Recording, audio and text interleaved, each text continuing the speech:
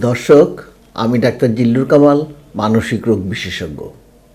আজকে আপনাদের সামনে বলবো ধর্ষকের মনস্তত্ত্ব বিষয়ে।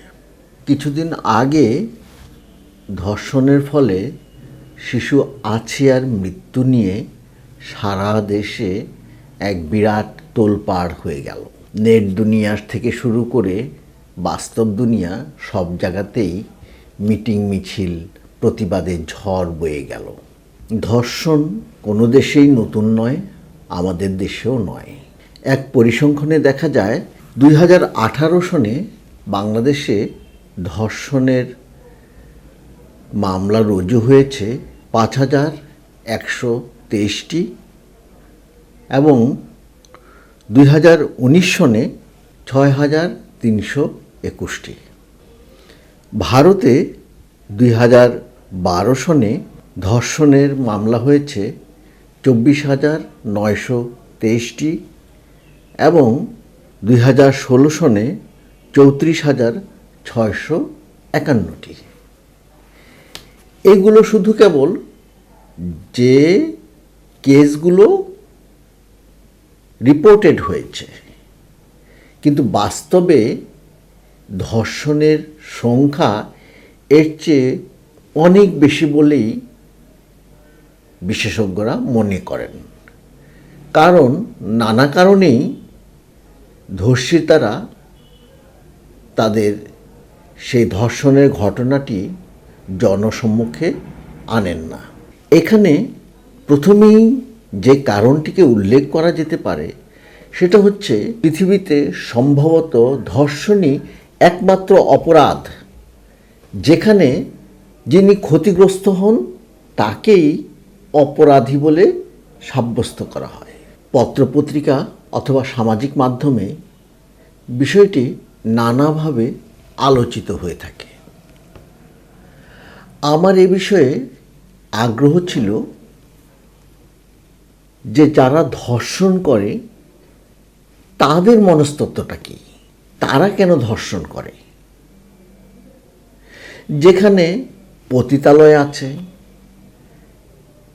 কিংবা কোনো বন্ধু বান্ধবী আছে কিংবা নিদেন পক্ষে হস্তমৈথুনের সুযোগ আছে, সেখানে শুধুই কেবল যৌন ইচ্ছা চরিতার্থ করার জন্য ধর্ষণ করতে হবে কেন? কি তাদের মানসিকতা, কি তাদেরকে ধাবিত করে এই ধর্ষণ করার দিকে? এই বিষয়টি নিয়ে আমার বিপুল আগ্রহ ছিল। খুঁজতে খুঁজতে একটা গবেষণা প্রতিবেদন পেলাম। গবেষণাটি করেছেন মধুমতি পাণ্ডে। তিনি তখন ক্লিনিক্যাল সাইকোলজিতে মাস্টার্স করছিলেন ব্যাঙ্গোর ইউনিভার্সিটি ইন নর্থ ওয়েলসে। 2012 সনের 16 ডিসেম্বর দিল্লিতে রাত প্রায় 12:30টায় ক্লাসে একজন ফিজিওথেরাপিস্ট মেয়ে ধর্ষিতা হয়। সে লাইফ অফ পাই ছবিটি দেখে তার ছেলে বন্ধুর সাথে বাড়িতে ফিরছিল। বাসে ড্রাইভার সহ মোট যাত্রী ছিল 6 জন। একসময় এই 6 জন মেয়েটিকে ধর্ষণ করে এবং মেয়েটির ছেলে বন্ধুকে বেদম পিটায়। এটা নিয়ে সামাজিক মাধ্যম এবং বাস্তব জীবনে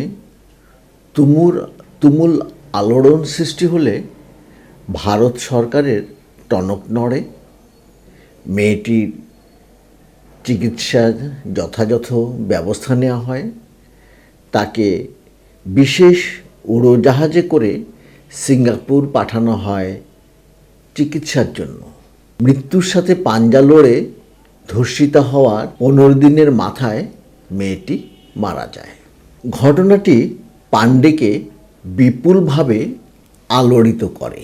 তিনি সিদ্ধান্ত নেন যে যারা ধর্ষণ করে তারা কেন ধর্ষণ করেন, তাদের মনস্তত্ত্বটা কী, এই বিষয়ে তিনি গবেষণা করবেন এবং এই জন্য তিনি দিল্লির তিহার সেন্ট্রাল জেলের কর্তৃপক্ষের অনুমতি নেন।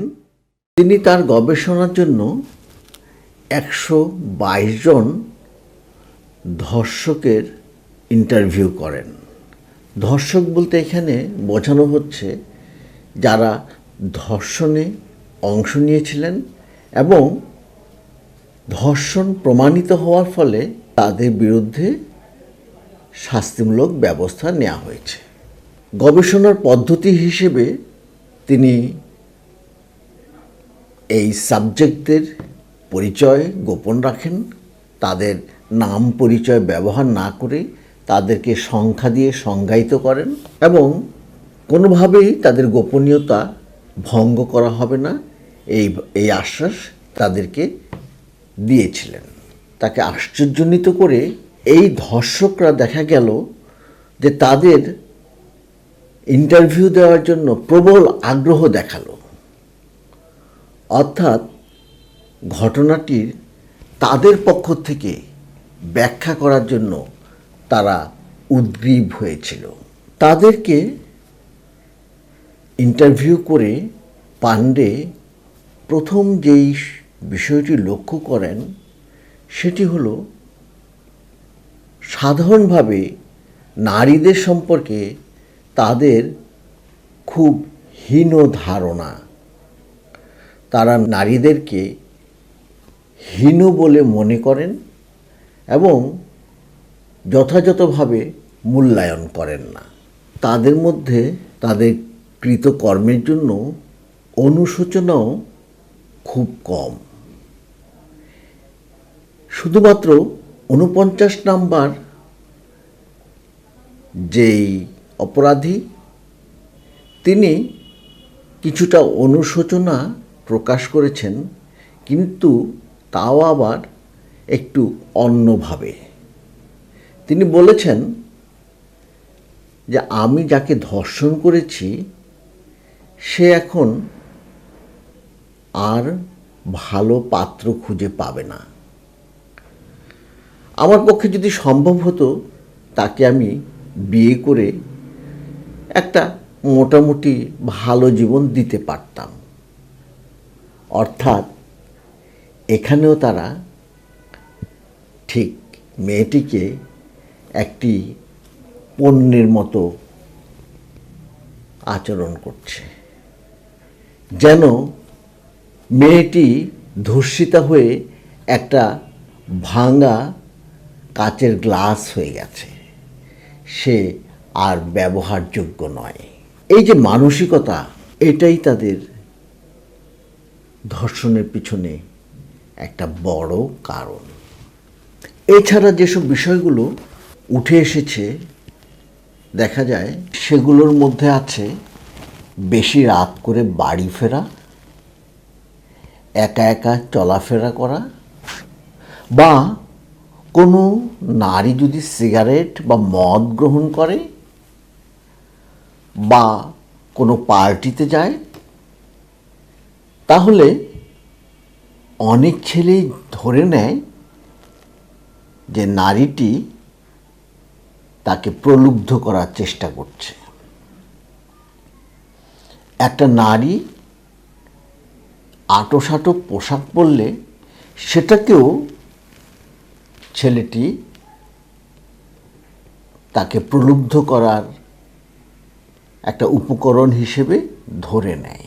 এবং মজার ব্যাপার হচ্ছে এই ধরে নেওয়াটা কিন্তু ওই নারী তাকে বলেনি, সে নিজে ধরে নিচ্ছে এবং এই নিজে ধরে নেওয়াটাকেই সত্য বলে মনে করে সে তার ধর্ষণ ক্রিয়াটি সম্পন্ন করছে।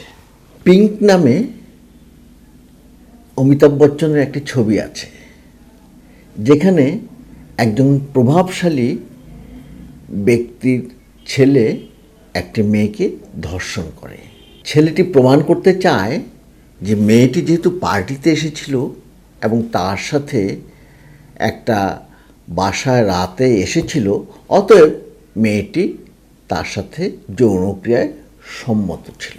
সেখানে অমিতাভ বচ্চন মেয়েটিকে খুব বিব্রতকর একটি প্রশ্ন করে এজলাসের উপরেই। মেয়েটিকে প্রশ্ন করে, আপনার কি কোনো বয়ফ্রেন্ড ছিল? মেয়েটি বলে, হ্যাঁ। তার সাথে আপনার কখনো যৌনক্রিয়া হয়েছে?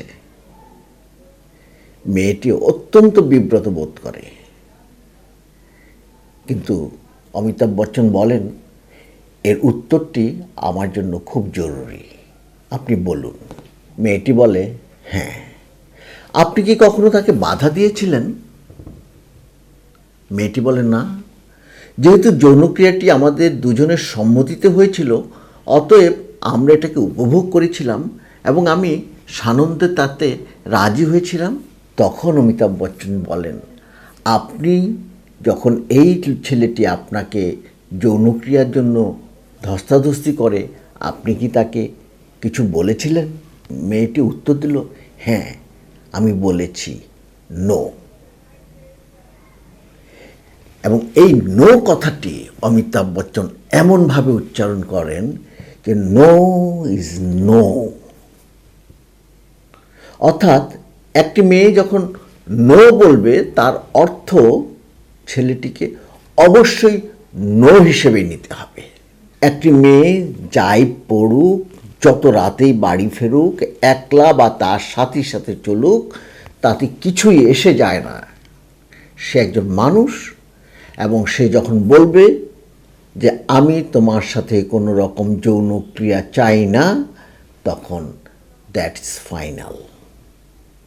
এক্ষেত্রে কোনো ধরনের ওজর, আপত্তি বা অন্য কোনো যুক্তি তর্ক চলতে পারে না। কারণ যৌন সংরক্ষণ একজন মানুষের অধিকার। তার অধিকারকে আপনার সম্মান করতেই হবে। এক্ষেত্রে পান্ডে আরেকটু এগিয়ে গিয়ে তার অনুসন্ধিৎসাকে আরেকটু বাড়ালেন। তিনি চিন্তা করলেন, আচ্ছা, শুধু ধর্ষকরাই কি এইভাবে ভাবে যে সে যা করে তাই ঠিক এবং এই জন্য অনুশোচনা করার কিছু নেই? সেটা প্রমাণ করার জন্য তিনি 50-এর অধিক দণ্ডপ্রাপ্ত খুনিকে ইন্টারভিউ করেন। দেখা গেল খুনিরা তাদের কৃতকর্মের জন্য অনুতপ্ত এবং তারা তাদের দোষ মেনে নিচ্ছে। এক্ষেত্রে পান্ডে নিজেকে প্রশ্ন করলেন, তাহলে ব্যাপারটা কি এই যে যারা খুন করেছে, তারা খুন করার পরে, তারা অপরাধ করার ফলে একটি মৃতদেহের সৃষ্টি হয়েছে যা চাক্ষুষ চোখে দেখা যায়, এবং সে কারণেই এই খুনিরা অনুতপ্ত হচ্ছে। আর ধর্ষণ করার ফলে যে মেয়েটি ধর্ষিতা হলো, তার ধর্ষণটাকে দেখা যাচ্ছে না। জীবিত হয়েও যে তার জীবনটা মরণের মতো হয়ে গেল, এটা দেখা যাচ্ছে না বলেই তার কষ্টটাকে আপনি উপলব্ধি করতে পারছেন না। হতে পারে ব্যাপারটা এরকমই। আসল ব্যাপারটা কি ভাবার জন্য দর্শক আপনাদেরকে অনুরোধ করব। আজকে আমি ধর্ষকদের মনস্তত্ত্ব নিয়ে আলোচনা করার চেষ্টা করলাম। এটা আমাদেরকে সাহায্য করবে ধর্ষকদেরকে বোঝার এবং সমাজে ধর্ষক যেন সৃষ্টি না হয়, সে ব্যাপারে আমরা কি করতে পারি সেই পথ দেখাতে। দর্শক, ভিডিওটি ভালো লাগলে লাইক, শেয়ার, কমেন্ট করবেন। দেখা হবে অন্য কোনো দিন অন্য কোনো ভিডিও নিয়ে। ততদিন ভালো থাকবেন। ধন্যবাদ।